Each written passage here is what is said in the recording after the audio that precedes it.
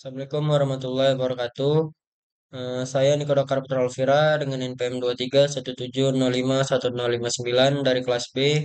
Di sini saya akan membuat video mata kuliah teori bahasa dan automata dengan materi mesin Turing.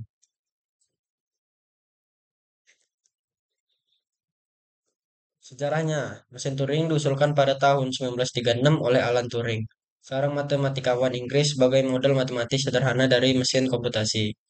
Meskipun sederhana, mesin Turing memiliki kemampuan untuk mengabarkan perilaku komputer general purpose.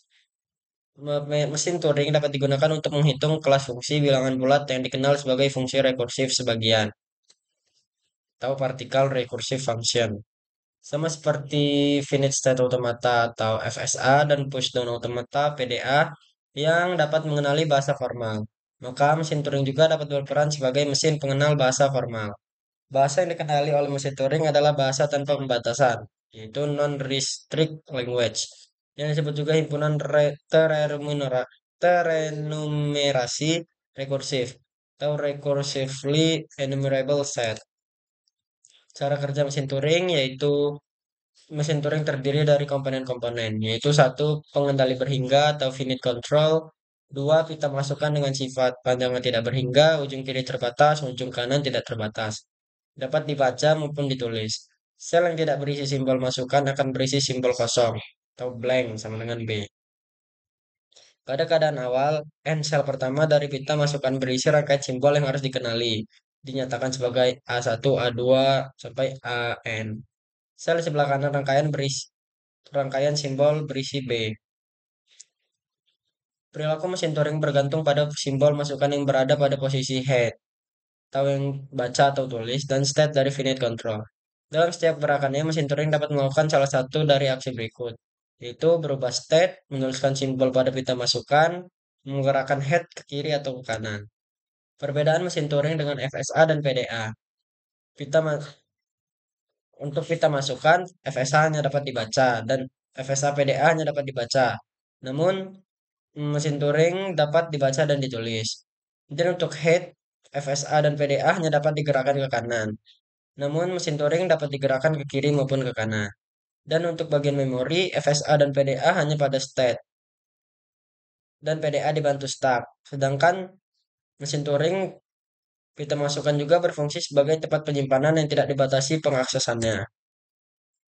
Konfigurasinya mesin Turing secara formal dinyatakan dalam 7 tupel, di mana ada himpunan state, ada himpunan simbol masukan, himpunan simbol pita yang ditulis atau dibaca ke dalam pita, ada fungsi transisi, state awal, himpunan state akhir, dan simbol kosong atau blank bagian daripada pita yang belum ditulisi dianggap berisi simbol B dicoret. Contohnya terdapat mesin Turing seperti ini. Nah, ini ilustrasi contohnya jika pita yang akan dibaca A, B, B, A, maka ini bisa menyebabkan head bergerak ke kanan, head menulis A lalu bergerak ke kanan, dan seterusnya. Jadi ini ada contoh-contoh mesinnya. Nah, ini contoh satu, sebuah mesin Turing akan digunakan untuk mengenali bahasa. 0 pangkat N, 1 pangkat N lebih besar sama dengan 1. Nah, untuk mengenali bahasa L, mesin Turing dapat bekerja dengan algoritma berikut. Paling simbol kiri, jika simbol 0, maka lakukan langkah 1.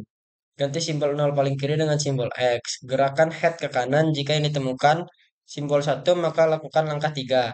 Simbol B, maka untai ditolak. Ganti simbol 1 dengan simbol Y. Gerakan head ke kiri hingga dijumpai simbol X. Kemudian geser head ke kanan jika ini ditemukan simbol 0, maka kembali ke langkah 1. Simbol Y, maka untai diterima. Ini contoh ilustrasi 0 pangkat N dan 1 pangkat N.